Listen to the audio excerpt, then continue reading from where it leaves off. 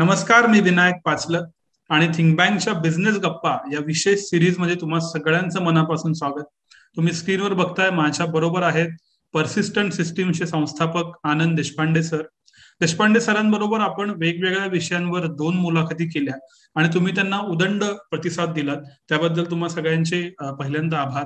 पण त्या मुलाखतींच्या कमेंट मधून आणि एकूणातच एक अशी चर्चा होती, असा फीडबॅक होता की सरांच्या जर्नी बद्दल आपण गप्पा मारल्या पाहिजेत.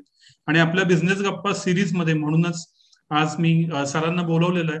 आणि आनंदाची गोष्ट अशी आहे की अवघ्या काही दिवसांपूर्वी सर हे पहिले सेल्फ मेड टेक बिलिनियर ठरलेले आहेत, पुण्यातले पहिल्यांदा ठरलेले आहेत. आणि ह्याच सगळ्या कॉन्टेक्स्ट मध्ये सरांची जर्नी मला समजून घ्यायची. सर वेलकम परत एकदा थिंक बँक वरती. आणि पहिला प्रश्न सर अगदी स्वाभाविक आहे की तुम्ही अमेरिकेत होता, उत्तम पगाराची नोकरी होती आणि एखाद्याचं आयुष्य आयटी इंजिनियरचं अमेरिकेत जाऊन सेट होणं म्हणजे अल्टिमेट ड्रीम असतं. ते सोडून भारतात येऊन कंपनी चालू करावी असं का वाटलं? ऍक्च्युली त्याला खूप जुनी गोष्ट आहे. आता याला 30 वर्ष होऊन गेले, 31 वर्ष बस झाले आता या विषयावरती. पण just to give you a little bit of context, मी 84 साली खडगपूरहून बीटेक कम्प्युटर सायन्स केलं. त्यानंतर 84 to 89 इंडियाना युनिव्हर्सिटी ब्लुमिंग्टन मध्ये कम्प्युटर सायन्स आणि डेटाबेसमध्ये PhD केलं. त्याच्यानंतर मला एक जॉब मिळाला, तो म्हणजे ह्युलेट पॅकर्ड लॅबोरेटरीज, ते त्यांच्या रिसर्च टीममध्ये पालो अल्टोला कॅलिफोर्नियामध्ये. मग तिथनं मी तिथे शिफ्ट झालो. आणि तेव्हा कसं होतं की माझा जो विसा होता त्याच्यावर मला 18 महिने काम, स्टुडंट विसावरती आपलं प्रॅक्टिकल ट्रेनिंग जसं म्हणतात तशा प्रकारचं प्रॅक्टिकल ट्रेनिंग होतं. आणि जर मध्ये करायचं असेल अजून काही तर मग H1 वगैरे अशा मध्ये फाईल करावं लागणार होतं. तर तेव्हा मी असं अजून पण बऱ्याचदा बोललोय, पण तेव्हा कसं होतं की बरेचसे लोक जे होते तेव्हा माझ्या बरोबरीचे, ते सगळ्यांना असं वाटायचं की आपण एकदा इंडियात परत यावं. पण मोस्ट लोक परत येत नव्हते. त्याचं कारण असं होतं की सगळे लोक विचार करायचे की ठीक आहे, आता मी आलो इथे, शिकलो, एवढं पैसे झाले, खर्च जे काय ते, तरी मोस्ट ऑफ अस म्हणजे मला पण फुल स्कॉलरशिप होती, त्यामुळे मला काहीच खर्च करावा लागला नव्हता कॉलेजसाठी. आणि हे सगळं करून जेव्हा मी सुरू केलं तेव्हा लोकांची अशी समज होती की बा ठीक आहे, आता आलोच आहे तर ग्रीन कार्ड मिळवून घेऊ, मग हे करून घेऊ, मग लग्नही करून घेऊ, मग बायको पण आली, मग अजून 1 वर्ष, असं म्हणून सगळ्यांच्याकडे तो X+1 सिंड्रोम म्हणून एक प्रकार होता. तेव्हा सगळेजण म्हणायचे की आता हे संपल्यावरती मग अजून 1 वर्ष मी इथे राहीन आणि मग परत जाईन. आणि अशा याच्यामध्ये तुम्ही अडकून बसत होते आणि कधीच जात नव्हते. तर तेव्हा योगायोग असा होता की त्याच आसपास पुण्यामध्ये आणि भारतामध्ये सॉफ्टवेअर टेक्नॉलॉजी पार्क स्कीम सुरू होणार असं त्यांनी अनाऊन्स केलं होतं. आणि तेव्हा N विठ्ठल तेव्हा सेक्रेटरी होते DOEचे, तेव्हा त्याला डिपार्टमेंट ऑफ इलेक्ट्रॉनिक्स म्हणत असते. आणि ते तेव्हा बेरियामध्ये आले आणि त्यांनी पण सांगत होते की लोकांनी परत यावं वगैरे. आणि मी असं ठरवलं की जर परत जायचं असेल तर लगेचच परत गेलेला जास्ती योग्य राहील. इथे जास्ती वेळ थांबलो तर मग परत येणं कठीण होऊ शकेल, आणि जर यायचं असेल तर आधी चान्स घेतलेला जास्ती योग्य राहील. अशा विचाराने मी ठरवलं की ते H1 आणि ग्रीन कार्डच्या भानगडीत न पडता माझे जे 18 महिने होतात ते संपवून लगेच भारतात परत यायचं आणि मग काय असेल ते इथून बघायचं, अशा मोडमध्ये मी परत आलो. पण जेव्हा मला माहिती होतं 1 वर्ष आधीपासून की मला परत यायचं आहे, त्यामुळे मी तिथे लोकांशी बोलायला सुरुवात केली होती की जर मी परत गेलो तर मला तुम्ही काम द्याल का, कशा प्रकारचं काम मिळू शकेल, कशा प्रकारचं काम मी भारतातून करू शकेन, असं त्यावेळेस ऑलरेडी मी थोडा विचार करायला सुरुवात केली होती. त्यामुळे जेव्हा मी परत आलो तेव्हा माझ्याकडे 2 प्रोजेक्ट ऑलरेडी होते, त्यामुळे काम सुरू करायला तसं सोपं पडलं. पण सर तुम्ही ज्यावेळी परत आलात त्यावेळी अजून ग्लोबलायझेशन व्हायचं होतं. जितकं इझी आजचं आहे किंवा अगदी 10-15 वर्षापूर्वीपर्यंत असेल त्याचं काहीच नव्हतं. मग हे जे टीदिंग ट्रबल्स जे असतात, you have come before globalisation, अमेरिकेतलं सगळं छान स्मार्ट सिस्टमॅटिक जग बघून आलाय, तर हे ट्रबल्स आले नाहीत का पर्सिस्टंट? नाही, तेव्हा खूपच वाईट होती परिस्थिती. म्हणजे आपण जेव्हा 90 जेव्हा मी परत आलो ना, मी असं सगळ्यांना सांगायचा प्रयत्न केलेला की त्यावेळेस विश्वनाथ प्रताप सिंग आपले प्राईम मिनिस्टर होते. आणि मी आल्यानंतर जवळपास 10-15 दिवसामध्येच रथयात्रा सुरू झाली. LK अडवाणींनी रथयात्रा केली आणि विश्वनाथ प्रताप सिंग गव्हर्नमेंट मायनॉरिटीमध्ये आलं आणि चंद्रशेखरांनी एक कोलिशन गव्हर्नमेंट सुरू केलं. आणि तेव्हा आपल्या भारताची परिस्थिती बऱ्यापैकी वाईट होती. म्हणजे बॅलन्स ऑफ पेमेंट खूपच वाईट होते. आपल्याकडे फॉरेन एक्सचेंज मुळीच नव्हता. त्याशिवाय बँकेची पण परिस्थिती वाईट होती, लोन मिळायला खूप त्रास होत होते. आपल्याकडे टेलिफोन आणि इलेक्ट्रॉनिक्सचे जे काय आपण म्हणतो, तेव्हा खूपच, म्हणजे मला पहिला फोन घ्यायला मी तिथे थोडंसं फॉरेन एक्सचेंज आणल्यामुळे, फॉरेन एक्सचेंज अर्नर कॅटेगरीमध्ये फोन घेतल्यामुळे मला 8 महिन्यात फोन मिळाला. तसं जर घेतलं नसतं तर मला 3 वर्ष फोन मिळायला लागले असते. तर अशी परिस्थिती होती तेव्हा. आणि फोनला पण कसं होतं की तो आपल्याकडे एक पल्स असायचा. म्हणजे तुम्ही जर समजा मुंबईला फोन केला पुण्याहून, तर 3 मिनिटाचा पल्स असायचा, किंवा 3 मिनिटांनी एक कॉल असं धरणार. लोकल कॉलला समजा 1 रुपया असेल तर 3 मिनिटांनी 1 रुपया भरायचा, 6 मिनिटं बोलायचं 2 रुपये भरायचे. ऍक्च्युली तेव्हा कॉल 1.5 रुपया वगैरे असायचा. आणि तेव्हा तुम्ही पहिले 500 असेल तर कमी रेट, मग पुढच्याला जास्ती रेट, असं थोडंसं कॉम्प्लिकेटेड होतं. आणि युएसला दर सेकंडला एक रेट कॉल पडायचा. म्हणजे जर तुम्ही 3 मिनिटं बोलले तर जवळ 100 रुपये खर्च व्हायचे. तेव्हा असं सगळं कॉम्प्लिकेटेड होतं तेव्हा. आणि त्या परिस्थितीमध्ये सॉफ्टवेअर आणि एक्सपोर्ट फ्रॉम इंडिया वगैरे हा एक कॉन्सेप्टच बऱ्यापैकी एलियन होता. तर अजून एक सांगायसारखं म्हणजे वाटतं की काय झालं की जेव्हा मी परत आलो तेव्हा सॉफ्टवेअर टेक्नॉलॉजी पार्क स्कीम सुरू झाली. आणि सॉफ्टवेअर टेक्नॉलॉजी पार्क स्कीम मध्ये पुण्यामध्ये STP पुणे असं सुरू केलं त्यांनी. आणि त्यावेळी पुण्यामध्ये त्यांनी 8,000 स्क्वेअर फूट जागा घेतली आणि 13 कंपनीज मध्ये ती डिस्ट्रीब्यूट केली. म्हणजे तुम्हाला अंदाज आहे की this was the first software technology park setup in India. आणि फर्स्ट टेक्नॉलॉजी पार्क मध्ये 8,000 स्क्वेअर फूट टोटल जागा, म्हणजे लोकांची घरं पण त्याच्यापेक्षा मोठी येत असतात. पण त्या जागेमध्ये पूर्ण भारतातल्या सगळ्यात प्रीमियर सॉफ्टवेअर एक्सपोर्ट झोन जो म्हणतात तिथे क्रिएट करून 8,000 स्क्वेअर फूट मध्ये 13 कंपनीजना, 14 कंपनीजना 300 स्क्वेअर फूट, 350 स्क्वेअर फूट अशी एक्सपोर्ट करायला जागा दिली होती. त्यामुळे भारतामध्ये सॉफ्टवेअर आणि एक्सपोर्ट आणि हा सगळा जो कॉन्सेप्ट होता तो बऱ्यापैकी एलियन होता त्यावेळेस.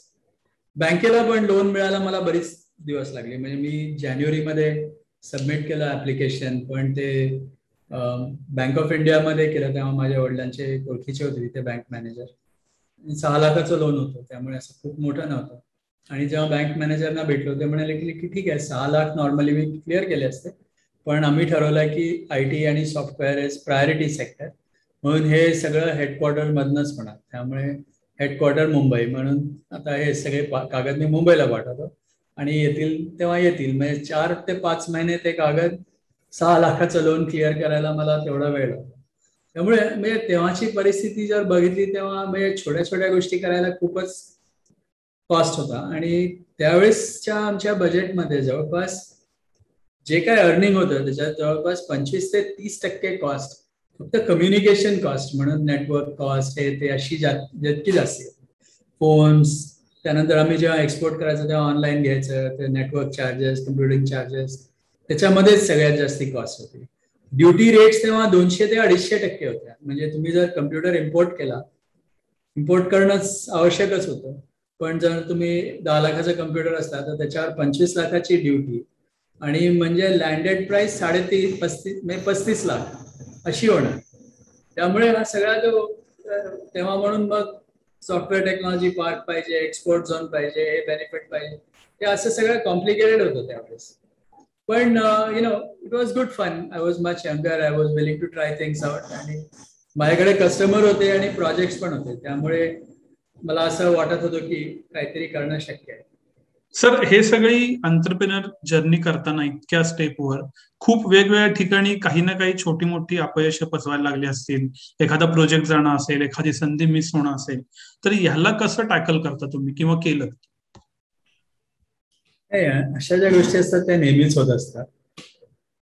तर हे नॉर्मली कसं असतं, पहिल्या स्टेपमध्ये ठीक आहे, जेव्हा things are not good you just take a break आणि हे ठीक आहे, आज रात्री काय जमत नाही, आज रात्री मी काहीच करत नाही, झोपतो, उद्या सकाळी बघेन, अशा मोडमध्ये मी डिसएंगेज करतो पहिल्यांदा. कारण जे फ्रस्ट्रेशन असतात त्याच्यात दुसरं काहीतरी चुका होऊ नये म्हणूनही असा एक थोडंसं आज न करता उद्या सकाळी बघू म्हणण्याचा जो एक ऑप्शन असतो तो आपल्याकडे असतो, त्यामुळे आपण ते घेतो. दुसऱ्या दिवशी सकाळी काय चुकलं, काय झालं, कशामुळे झालं, मग डिस्कस करता येतं की का बरं आपल्याला प्रोजेक्ट मिळालं नाही, त्याच्यात आपण काम काय मिस झालं. आणि मग त्याच्यात सिस्टमिक काही चेंजेस करायला पाहिजे का आपल्या अप्रोचमध्ये, किंवा असं काही चुकलेलं आहे का, असं किंवा कोणाला बोलायचं राहिलं का, याच्यात काय सॅल्वेज होऊ शकतं का, असा सगळा विचार करून मग नेक्स्ट स्टेप ठरवायला लागतात. पण अपयश हे is part of the job असं म्हणू आपण. म्हणजे कुठलाही एंटरप्रेन्योर असेल किंवा कुठलाही काम करणारा जर असलो, तो फेल तर होतोच, तेव्हाच तो शिकतो आणि पुढचे सक्सेस होतो. प्रत्येक सक्सेस मागे बरेच फेलियर असतात. आजकालच्या सगळ्या IT स्टार्टअप्स मध्ये एक काय म्हणू आपण त्याला, की एक क्वेश्चन असतो की को फाउंडर असावा का, टीम म्हणून स्टार्ट करावं का. तर तुमच्या वेळी असं वाटलेलं का तुम्हाला की अजून कोणीतरी बरोबर असावं आणि एक टीम म्हणून कंपनी पुढे घेऊन जावी? माझ्या बरोबर टीम मध्ये बरेच लोक पहिल्यापासून होते, फाउंडर मध्ये पण को फाउंडर होते. आणि फक्त एवढंच होतं की कसं, and that is again another interesting discussion.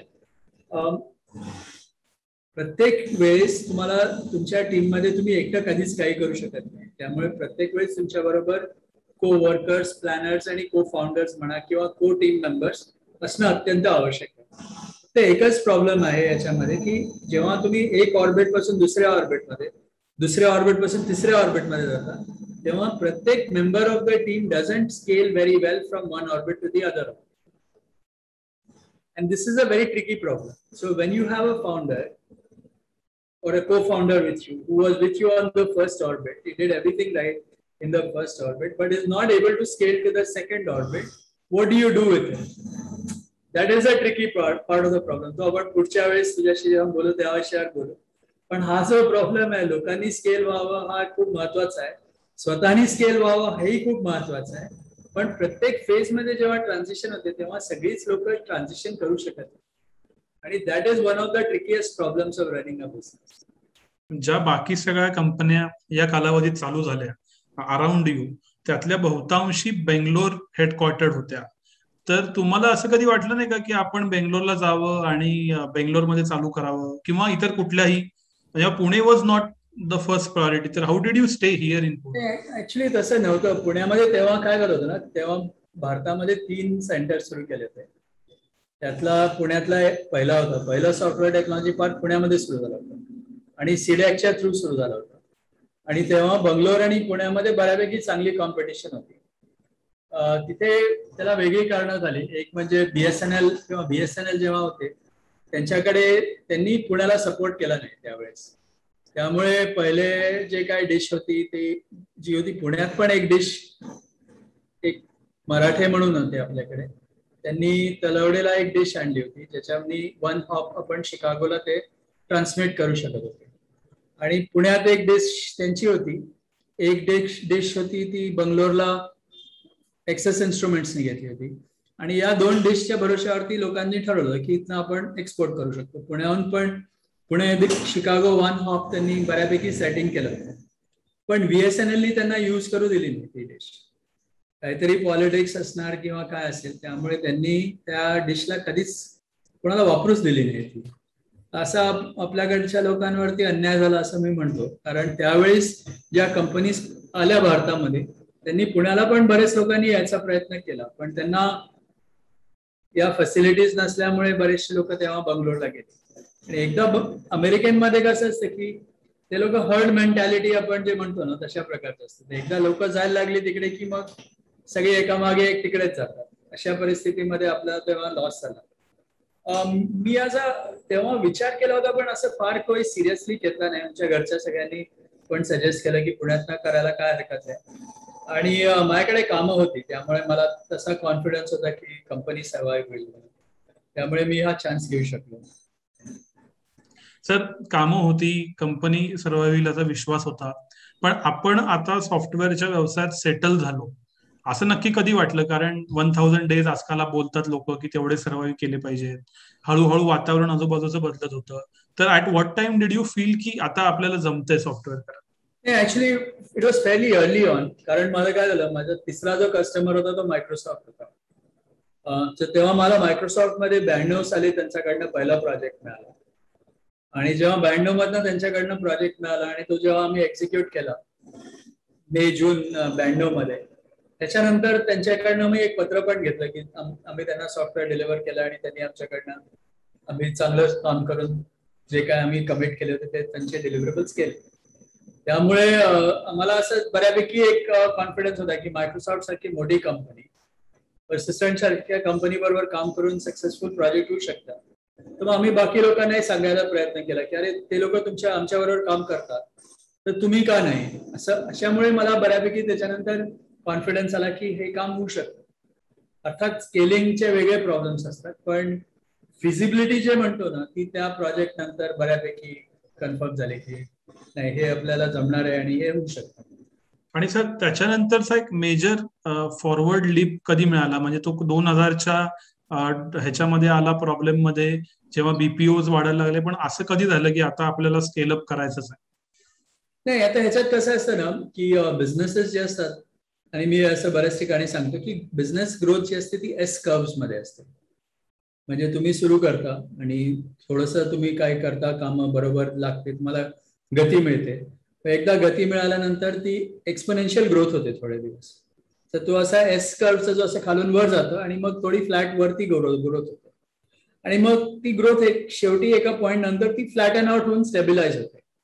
आणि मग अशा वेळेस तुम्हाला दुसरी एस कर्व आणि तिसरी एस कर्व आणि फोर्थ एस कर्व अशा एस कर्व चेंज करावे लागतात. म्हणजे जर तुम्ही आपल्या कंपनीचा प्रवास बघितला 20 वर्ष, 25 वर्ष, 30 वर्ष, तर असं स्ट्रेट लाईन मध्ये नसतं. एकेका झोन मध्ये तुम्ही काहीतरी नवीन ट्राय करता, मग ग्रोथ मिळते, मग ते फ्लॅटन आउट होतं, मग दुसरी ग्रोथ, मग पुन्हा फ्लॅटन होतं, असं असं ते चालू राहतं.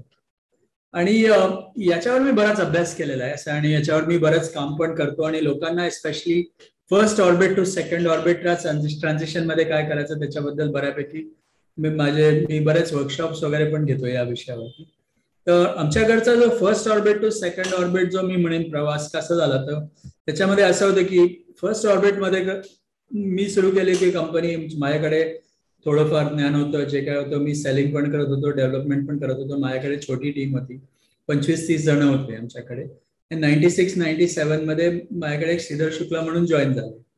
So he was quite dynamic. He was also trying to grow the business. Now we are two of us who are trying to think about the business together. आणि आमच्याकडे 97-98 मध्ये आम्ही एक ऑफसाईट घेतली होती. आमच्याकडे बरेच लोक तेव्हा चांगले जमा झाले, गोळा व्हायला लागली होती की आमच्याकडे चांगल्या प्रकारचं काम आहे, भारतातून काम होतं अशा प्रकारे. आणि तेव्हा सगळ्यांचं आमचं एक ऑफसाईट मध्ये डिस्कशन झालं की ही कंपनी कोणाची आहे, तुझी आहे का सगळ्यांची. आणि हा जो ट्रान्झिशन आहे ना तो खूप महत्वाचा होता माझा, आणि तो मी सगळ्यांना सांगायचा प्रयत्न करतो की शेवटी 95, 96, 97 पर्यंत this was my company. I was running it like it was my company. After this transition we started to think that this is our company and I am the CEO of the company and I should remain CEO and be focused on the company as long as I am doing the best job as the CEO of the company. So माझी identity आणि कंपनीची identity या दोन वेगळ्या आहेत आणि त्या दोन्ही रिलेटेड नाही. हे मी तेव्हा मला लक्षात आलं की नाही, कंपनीचं जे काय ते कंपनीच्या भल्यासाठी करायला पाहिजे. As a founder and entrepreneur my job is to make sure that the company succeeds first, and then as the employee and CEO of the company I should do what is right for the company first and then do what is right for me. त्याच्या आधी असा विचार नव्हता. आधी असा विचार होता की ठीक आहे माझी कंपनी, मला काय वाटेल ते मी करणार. हा जो ट्रान्झिशन आहे ना ज्याच्यामध्ये तुम्ही कंपनी करता काम करता, सगळे तुमच्या बरोबर काम करणारे सहयोगी पण कंपनी करता काम करतात, आणि कंपनीची इंडिव्हिज्युअल आयडेंटिटी आहे, कंपनीचे गोल्स आणि सक्सेस इज इम्पॉर्टंट, आणि आपण सगळे जे काम करतो ते कंपनीच्या गोल्ससाठी काम करतो. ही जी ट्रान्झिशन असते की ज्याच्यामध्ये फाउंडर करता लोक काम नाही करत आणि फाउंडर स्वतःसाठी काम नाही करत, फाउंडर पण कंपनीसाठी काम करतो, ही जी ट्रान्झिशन आहे ना that I would say was 97-98. आणि त्याच्यानंतर बराच फरक पडला, कारण त्याच्यानंतर असं लक्षात आलं की आपली कंपनी आहे, कंपनीला काय व्हायला पाहिजे ते करायला पाहिजे.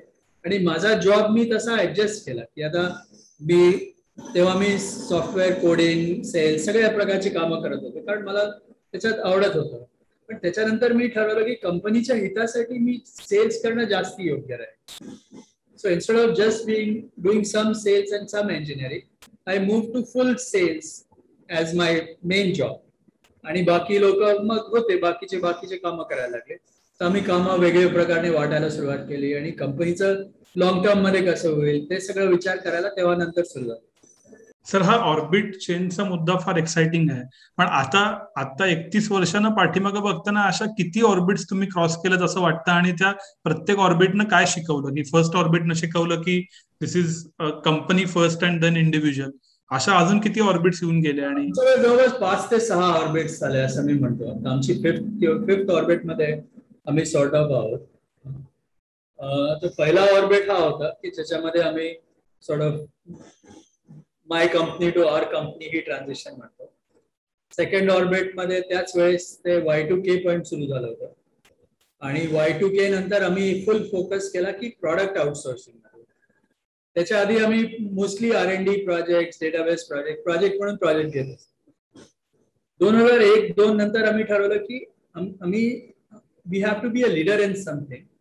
आम्ही नुसतं सॉफ्टवेअर किंवा IT म्हणून चालणार नाही, आम्ही फोकस करायचं ठरवलं. आणि तेव्हा आम्ही फोकस ठरवला आउटसोर्स प्रॉडक्ट डेव्हलपमेंट मध्ये.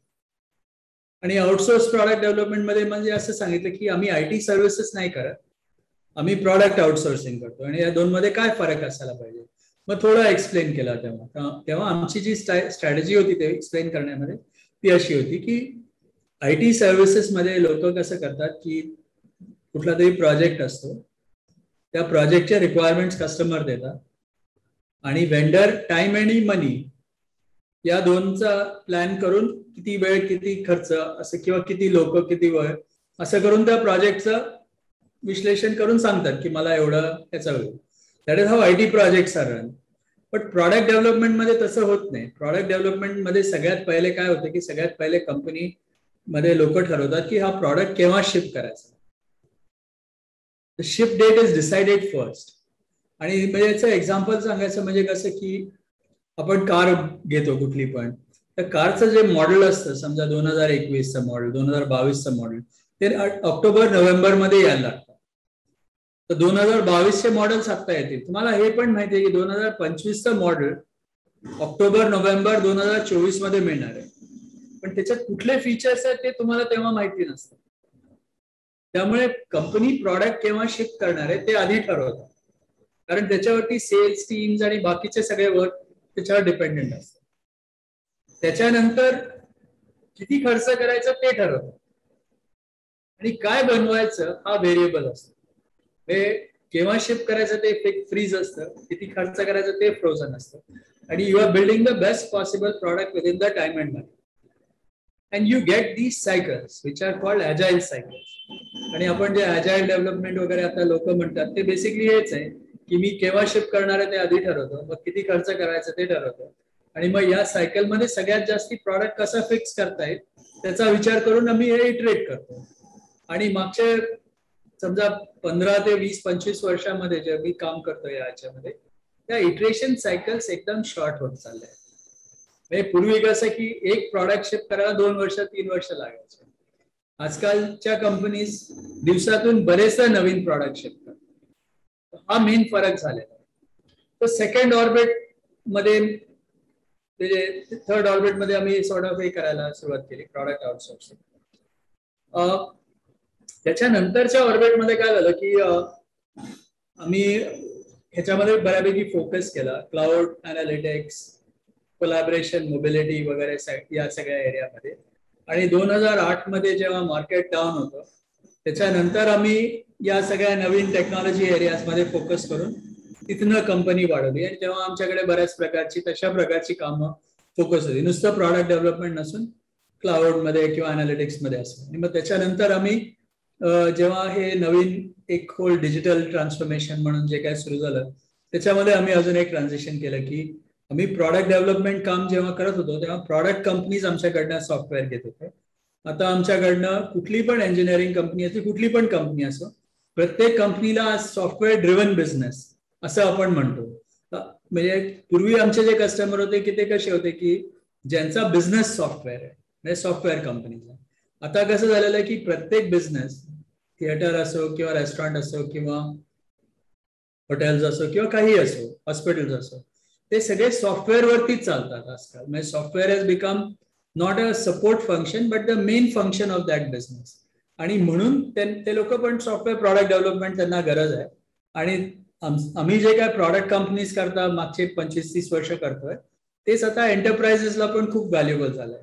So that was the next transition, I would say. And another, finally, for the last 2 years, I have moved off the CEO job. So now I have a new CEO. So that is also a new transition for the company, to transition out of founder CEO to another CEO, and who is now responsible for taking the company forward.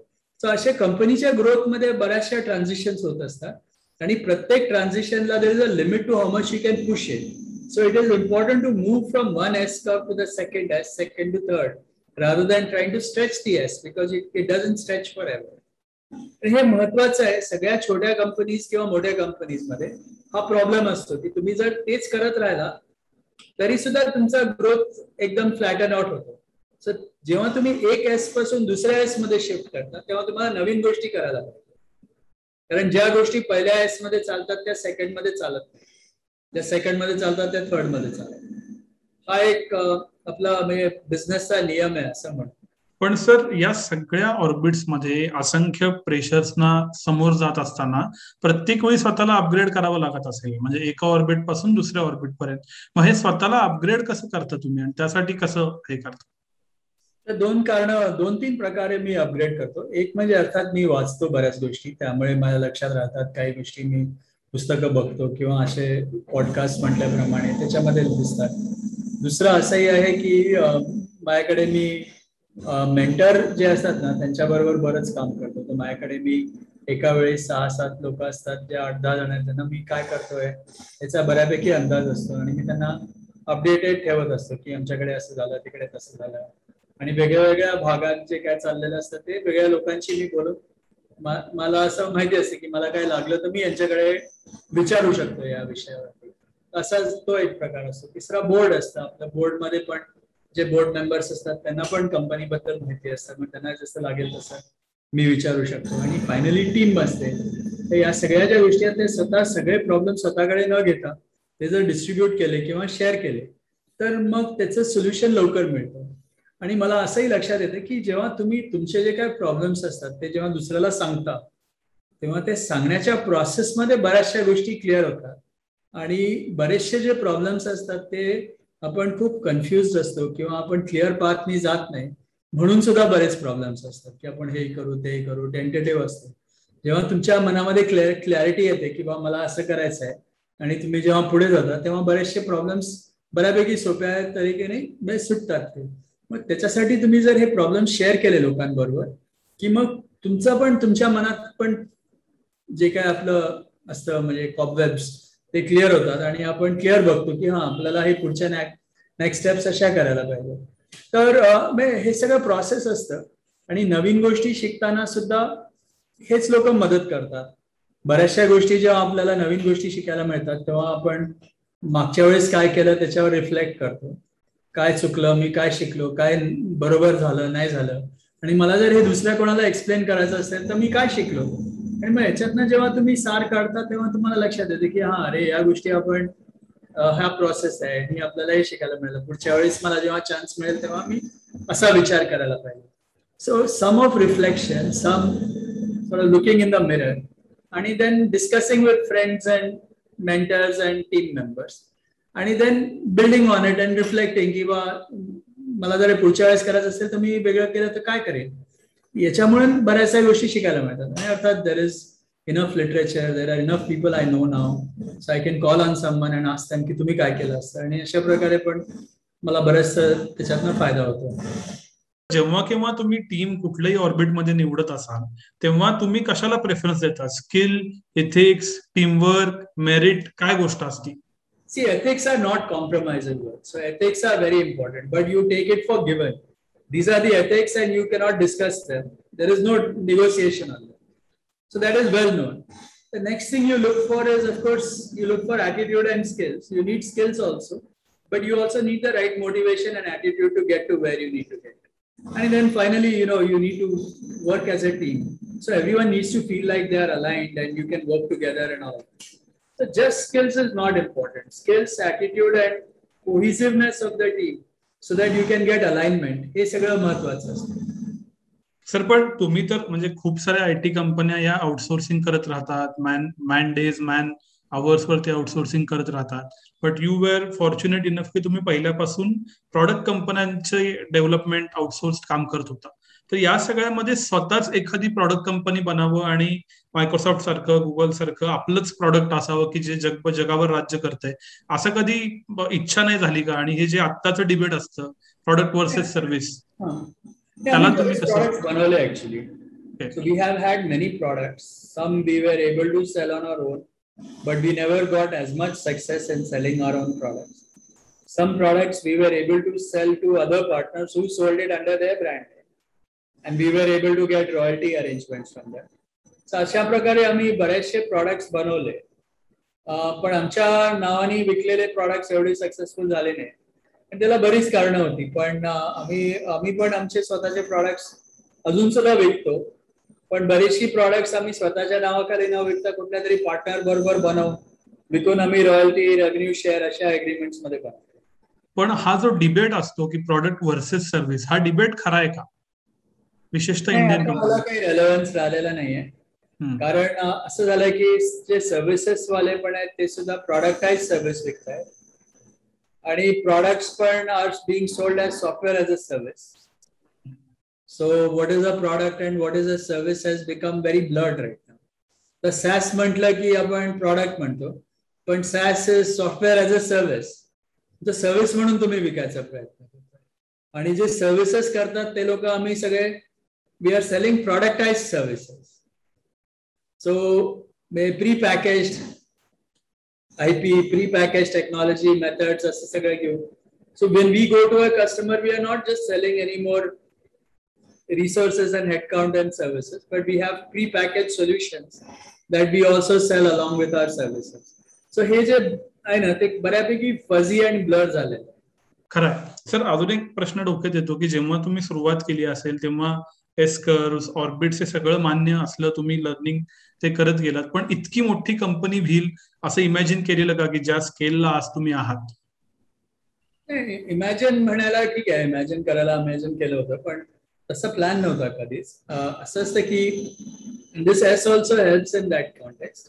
जेव्हा तुम्ही एका S मध्ये असताना तेव्हा तुम्ही ज्या मॉडेलवरती काम करताना त्या मॉडेलला तुम्ही इन्फिनिट स्केल करू शकत नाही. जेव्हा छोटी कंपनी आहे, जेव्हा तुम्ही एका प्रकारचं काम करताय, तर ते त्या प्रकारचं कामाचं तुमचा बिझनेस किती मोठा होऊ शकतो त्याला सॉर्ट ऑफ लिमिट असतं. आणि मग तुम्हाला जर पुढचं काही करायचं असेल तर तुम्हाला शिफ्ट करणं, ऑर्बिट शिफ्ट जे म्हणतो ते करणं आवश्यक असतं. आणि that is also appropriate for businesses. कारण कसं असतं की मोठ्या बिझनेसला जी लागणारी स्कॅफोल्डिंग असते ती तुम्ही जर छोट्या बिझनेसवर बांधायला सुरुवात केली तर तुम्ही त्या स्कॅफोल्डिंगच्या वजनानेच खाली आहे. तर आपण कसं एक मजला बांधायचा, तो स्टेबल होऊन मग पुढचा, मग पुढचा, मग पुढचा असं बांधायला लागतं. त्यामुळे एकाच वेळेस पूर्ण मोठा विचार न करता आता या स्टेज मध्ये पुढचे 3-4 वर्ष आपण कुठपर्यंत जाऊ शकतो, आणि मग तो जो आपला बिझनेस मॉडेल आहे तो सस्टेनेबल आहे का, स्केलेबल आहे का, आणि त्या स्केलमध्ये आपण किती दिवस एक्सपोनेन्शियल ग्रोथ करू शकतो, आणि मग किती नंतर आपण ते फ्लॅटन आउट होऊन दुसरा काहीतरी प्रकल्प शोधायला पाहिजे. हा त्याच्यातला एक कॉन्स्टंट एव्होल्युशन म्हणू आपण, तसं असतं. इन नेक्स्ट 20 years पर्सिस्टंटला तुम्ही कुठं बघता? At is 50s? So there are two different parts now, right? So I have a CEO, I have a team that is running Persistent. So to me, what will happen to Persistent partly depends on the team and their view on it. And clearly the goal would be that we remain a trusted partner for all our customers, for employees, and for the society. So that's the high level trust-driven business is what we are running. So that part I would expect we will continue to be focused on.